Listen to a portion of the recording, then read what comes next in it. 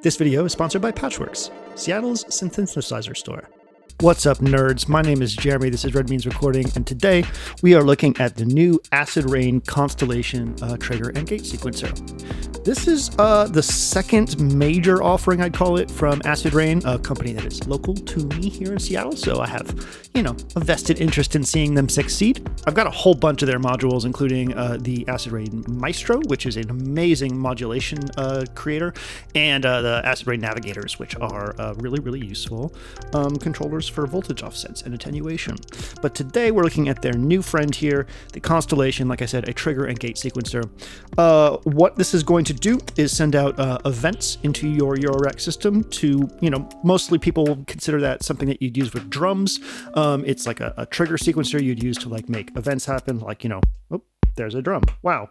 So what is this thing? Well, while Maestro is like a voltage sequencer, this is a gate sequencer, and it's set up in such a way that's a little different than like an XOX style sequencer that you're probably used to, or what we also call a chase light sequencer, in which the events are added in and you see a sort of chase light go through the pattern and trigger those events as it goes through.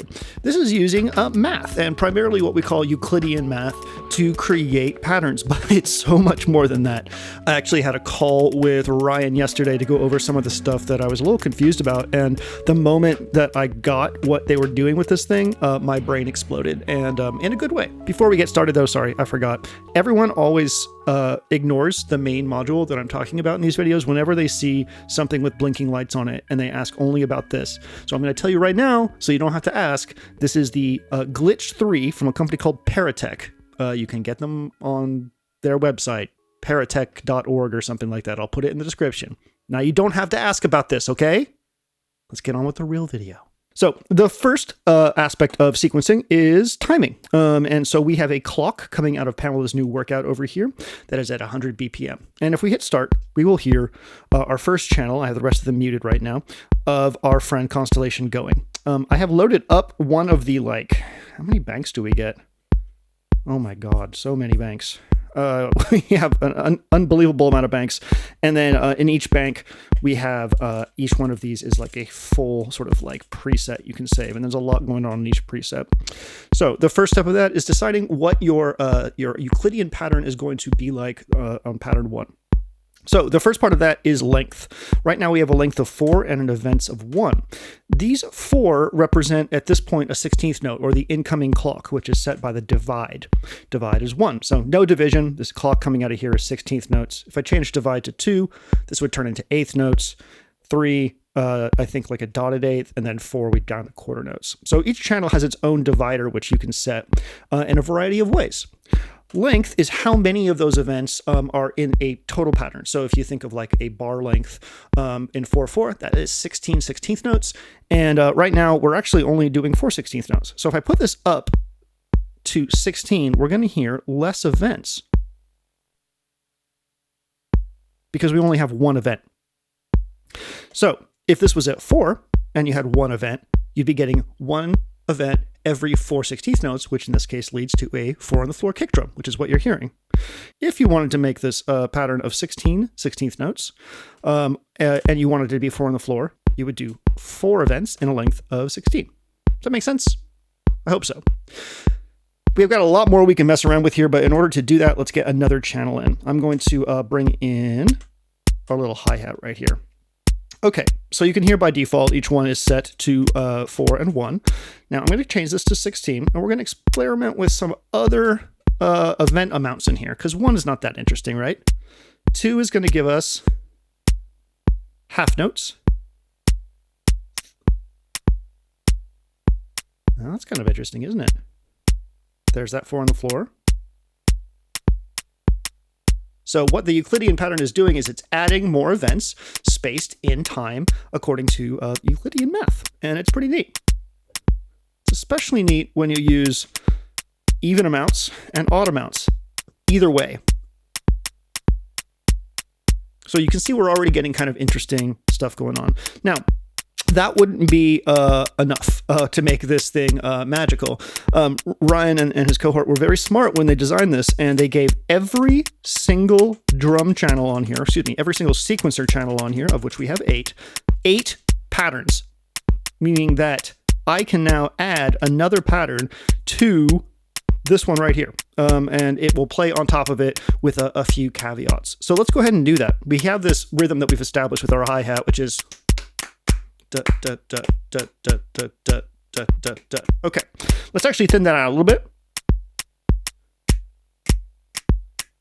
All right, now we're going to go to pattern 2, unmute it, and immediately we'll hear that 4 on the floor back again. And in fact, if I just solo pattern 2, you can hear that we're back there again. So let's go ahead and create something different on here. Let's go to a length of like 32, and events, we'll say 7. And let's go ahead and add some ratchet to this. Now if I hit mute on pattern 1, you can hear they're both playing at once. So this is the way that you can stack interesting Euclidean patterns per channel, per output, in 8 different ways. So you can actually create really complex rhythms by stacking these 2 patterns, and much more interesting than just single Euclidean patterns. Let's go ahead and come over to our snare here. I'm going to unmute it. Now let's talk about rotate. Rotate is very useful when you want to create things like offbeat snares. So let's do that. I'm going to go into length, and I'm going to check here. Here's our snare, pattern 1, and you can see we've defaulted to 4 and 1 again. So if I rotate this, there's an offbeat hi-hat, but we don't want that. So I'm running out of places to rotate it. So that means I have to go and increase my length to like 8. One event, I think. We'll check it out. And I'm going to rotate this to 4. And there is a snare. So we took that event that would normally be right at the beginning of the Euclidean pattern. We defined how many times it wanted to repeat over a period of time. And then we scooted it on over to the backbeat. And I could add like a fill to this if I want. So if I go into P2 and I unmute this, there's that 4 on the floor again. So I'm going to make this a length of 31 just to make it weird. And I'm going to make 2 events, and I'm going to rotate them all the way to the end of that 31. Now you hear we have this cool rotating ghost beat, right? I can actually also turn the chance down to that. So now we get a more complex pattern, meaning that there may or may not be a ghost hit.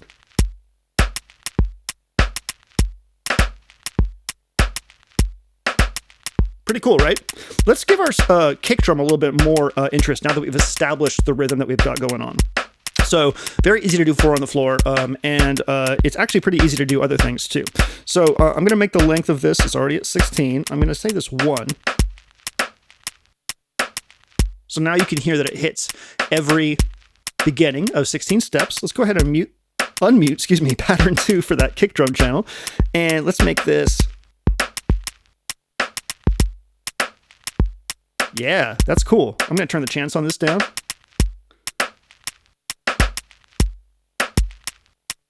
And let's go ahead and stack another one on here. I'm going to do a length of 16. And I'm going to do 1 event, and I'm going to rotate this over.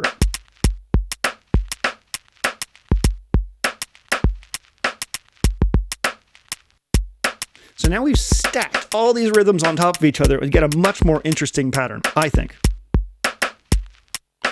Just to be clear here, I do have some swing coming off of our clock from Pam's, which is really nice. So we got a little bit of swing going on right now.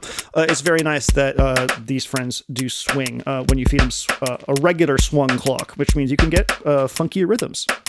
All right, what do I want to show you next? Okay, so let's unmute our little percussion thing here. I'm going to mute our hi-hat real quick. Let's do something interesting with this. Let's play around with our divide and ratchet. Because ratchet and divide have a relationship, you can get all kinds of really interesting polyrhythms.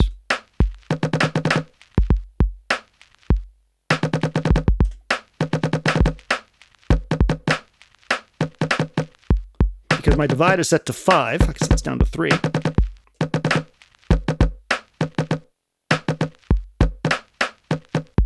And I could turn burst up, which adds extra steps in clock. So now I've got triplets on top of that. mean, it's not the most amazing thing right now, but I wanted to show you that we can do polyrhythms and polymeters. So both, like true polymeters and true polyrhythms. All right, so what are we going to do with this fret? Well, pattern 1 can have its own division. So let's go ahead and keep that 3 there. We'll take this 7 and 5. So we just get a really weird, wonky rolling rhythm, right? And then we'll come over here and unmute 2, and we'll give this a divide of 5. And maybe a little bit of ratchet. Yeah, that's cool. We'll turn the chance on this one down a bit. And create frickin' polymeters. So easy. So every single channel can have multiple instances of patterns that you stack on top of each other using the basic concepts of Euclidean math, but with all these settings being different, which is just really, really cool. So I'm going to save this to here, and I'm also going to save it to here. And we're going to load the second one, and I'm going to make a variation on this real quick. I want to show you live mode. We'll go over to our open hi-hat here, or excuse me, our hi-hat, and we'll go ahead and mute that. Yeah, that's cool. Okay. So now if I go to live mode, I can switch back and forth between these. I can play the patterns.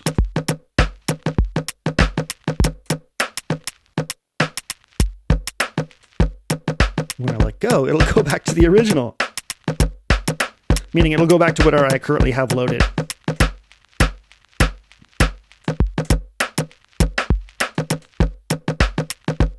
So if you program a bunch of patterns, you can switch between them live. It will stay in time. And yeah, really, really cool stuff. We haven't talked about logic and flop and width, but we will. But in order to do that, I want to bring in some stuff from our Bitbox Micro. I guess this is a good time than ever to explain a little bit what's going on with this setup. I decided that samples were the best way to show off our friend here because I want to show you just how much you can get out of just using samples in a Eurorack system. I know a lot of people are like, oh, I need my oscillators. No, you don't. You're a freaking liar. You don't know what you're talking about. You can play an entire Eurorack Central set with just samples. And that's what we're doing, baby. Let's do it. Okay. Okay, cool. So now, let me hit play. I'm going to go ahead and mute our percussion for right now.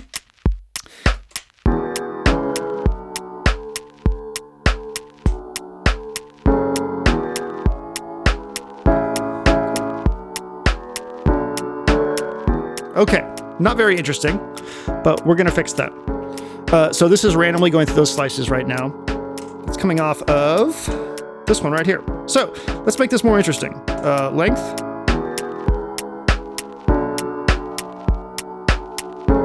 So you can trigger samples at the beginning of each bar. You can rotate that around.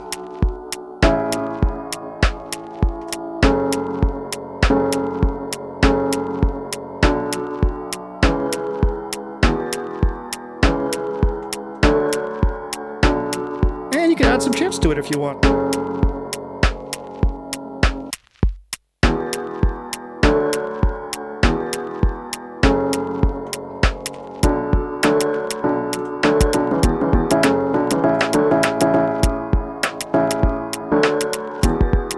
Make it funky.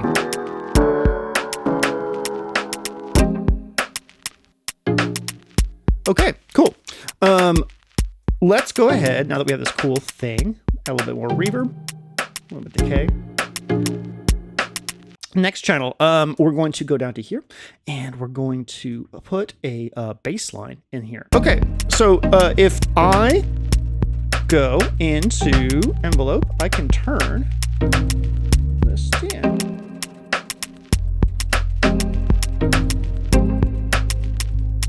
All right, now let's play around with our sequence for that. I could just turn chance down, but I think what I really want to do is make this a bit more interesting. So let's go to 16. I do want 1 on the beginning of every 16. I'm going to stack this one. Boom, boom, boom, boom. 16 events, 1, and I'm going to rotate this to 15. 14, excuse me.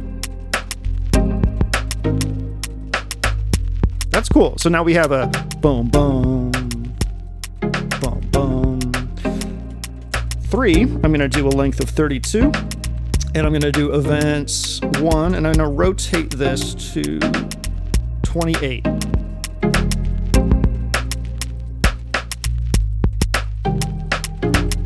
So that's going to give us another trigger at the end of every 32 steps, which will just add a little bit more deterministic sort of feeling to the whole baseline, which is really, really cool. So again, we're taking these events and we're making a pattern with a series of Euclidean patterns, Euclidean triggers according to a particular length. And then we're taking the whole thing and we're either leaving it right at the beginning where it would start normally, or rotating it over so that it's actually lands exactly where we want it to. And then we're duplicating events, creating new patterns on top of that all iterate in a particular way. And each one of those events can have chance, it can have burst, it can have ratchet. It's really, really cool. And next up, I want to make sure that we talk about logic and flop and width. So let's make sure we do that. I'm going to need something long for this one. So there's a very, very boring pad. Let's go into our config for this and change it from trigger, which is a single tiny pulse, which we usually use for drums. Anything that doesn't need to know about sustain or having a length, we use trigger. But for things that have length, we might want to use a gate. There's some interesting ways we can play with that. So I could go to width. Now listen closely. I can increase the width of that gate. But one of the more interesting things to do is turn on flop. So you can see this is moving at the same period of time. But instead of going high and immediately low, what flop does is it takes the same period and it goes up, holds, and then when the next event would happen, it goes down again. So now we can create cool rhythms with this, and we're going to use logic as well. So let's go ahead and mess around with this a bit. We'll go to length. Cool. So let's go ahead and unmute pattern 2. Now remember, these are all working together. And I'm going to change this to length 19, events 7. Now, we have a pretty complex pattern going on right now. The two flops are working together to create changing gate lengths, which you can hear, which is pretty cool. I can change the logic now. So we have AND, OR XOR.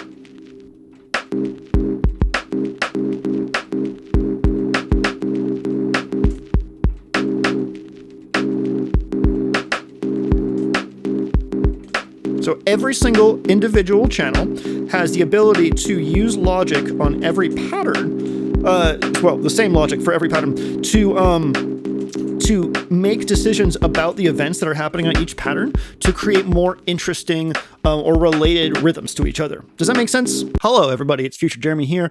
Inevitably, it's very often that I will forget to mention something, or I'll mention something a little weird about the device in a way that I'll be corrected. This is why I always check with the maker before I publish the video. So the first thing I want to talk about is the concept of how logic works, and basically just the flow of this thing real quick, because I want you to envision it. It helps to envision. Let's envision together. So the clock comes in, the clock tells the entire device at what rate it should be running. It then hits a channel. So one of these 1 through 8 output channels. It hits divide, length, events, rotate, burst, ratchet, chance.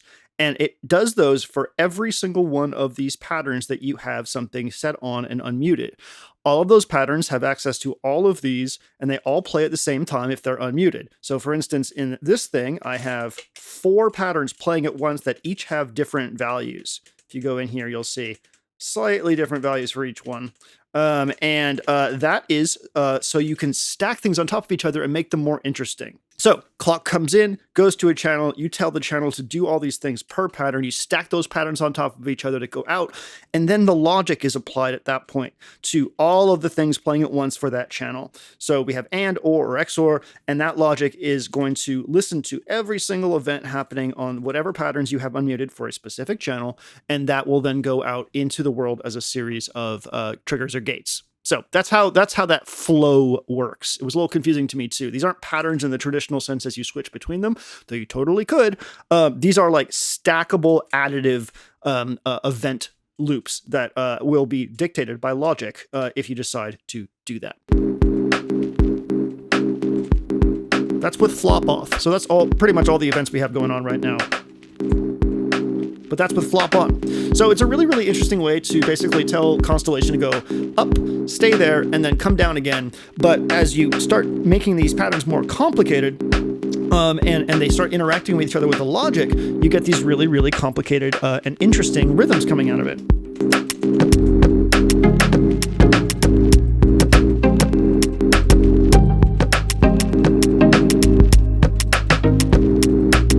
The next thing I want to explain, and this is how the inputs work. I was under the mistaken impression that every single input could be assigned to any parameter, like multiple parameters. But in truth, it just means that every single input here can be assigned to any channel, but it can only be assigned to one parameter at once. So in my original demo, I tried to assign like one input to chance across the entire thing. You can't do that. You can sum multiple input channels to one channel and have them all do different things. But you can't say, hey, 3, I want you to go to channel 1 ratchet and channel 2 ratchet. You can't do that. So let me explain to you how this kind of wonky patch is using 1, 2, 3, 4, 5 inputs to make it more interesting. Let's listen to the whole thing first.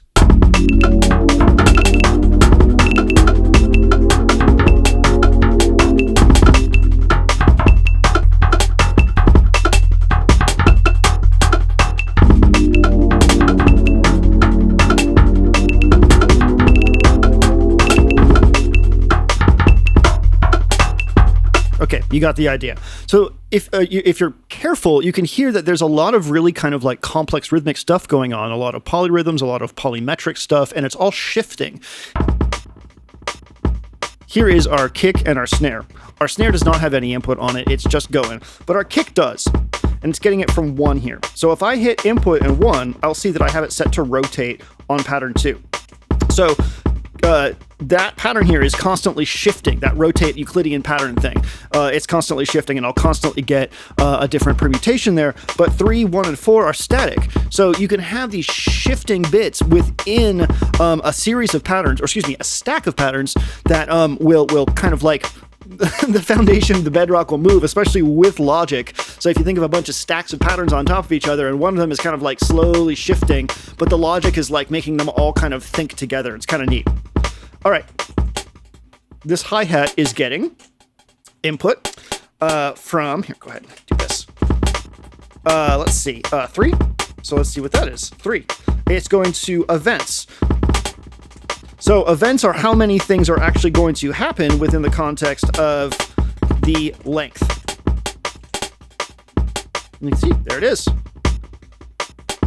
So that hi-hat is like very wonkily sporadic. This sort of woodblock sound is also getting a rotate parameter on it. So let's take a look at that. I can hit input IV. And we can see that it's assigned to IV there, and rotate. So again, that's just rotating along and giving us something a little bit more interesting than normal. I like for you to be able to like actually see it. It's kind of cool. This bass coming from the pluck here. Input VI. We are going to V, and again rotate. So that bass is constantly going to be shifting.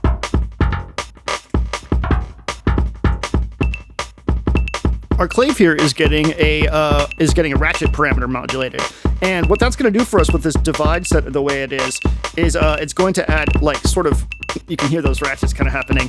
It's a very slow sine wave, so if I turn this up, we'll hear it come in. There it is.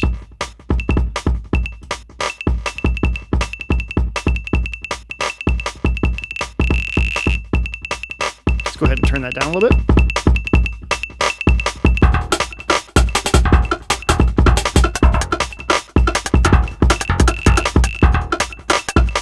I'm a really big fan of like 90s IDM and like early like drill and bass, I guess. I don't know, whatever you call this. So it's really, really cool to be able to create these super complex, like glitchy, ratchety things. And unlike other gate sequencers, because these patterns stack and they all can have different values, and then you can manipulate them this way, you're going to get these constantly shifting permutations of everything if you choose to do that.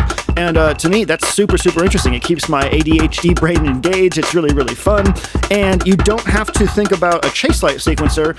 You don't have to think about where should I put this. You can just turn knobs. And if your brain can, envision the math, then you can get really, really fun with it. But again, it's a happy accident machine. Like you can just get in there and mess around once you understand the basics of the basics of creating the kind of rhythm that you want.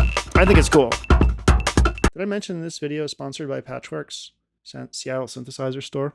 I didn't? I can't believe I didn't do that. Wow. This video is sponsored by Patchworks, Seattle's synthesizer store. So here's the deal with Patchworks. They're my local store. The people that work there are amazing, and they are all really, really passionate about stuff that they talk about there, meaning synthesizers, like the stuff that we have in our video right now. Anyways, the point being here is that there's a lot of people in this area that are very, very passionate and knowledgeable and constantly being creative with their music and doing cool stuff. And what's weird is a lot of them work at Patchworks. So if you're looking for a really, really wonderful, knowledgeable staff, a great selection of stuff, and you want to be pampered by a group of people that love music, check them out on Stoneway or at patchworks.com. Patchworks, Seattle's synthesizer store. Okay, let's make a techno beat real quick, or a house beat. God, I hate using the word techno. I'm so sorry to anyone that likes techno. I don't know what I'm talking about. I'm actually going to let this just play like this. I want you to listen to what it's like carving this out, okay? This is our default pattern. We're going to make this quick and dirty just to show you how quickly you can get from whatever the hell this is to something much more interesting.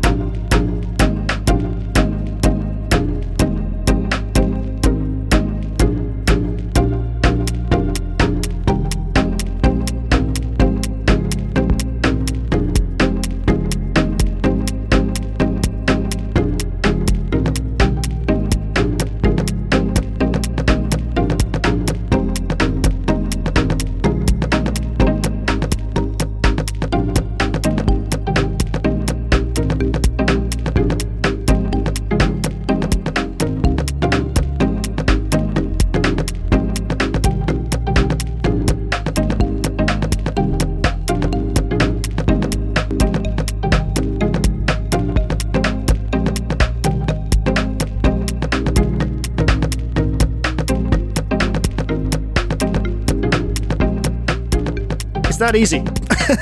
This can do a lot of different varieties of stuff, and it's really, really, really cool. So that is, my friends, the the Constellation from Acid Rain Technology. A really, really fun, intuitive gate sequencer and trigger sequencer for your system that, as you can see, with a little bit of work, you could play an entire set with.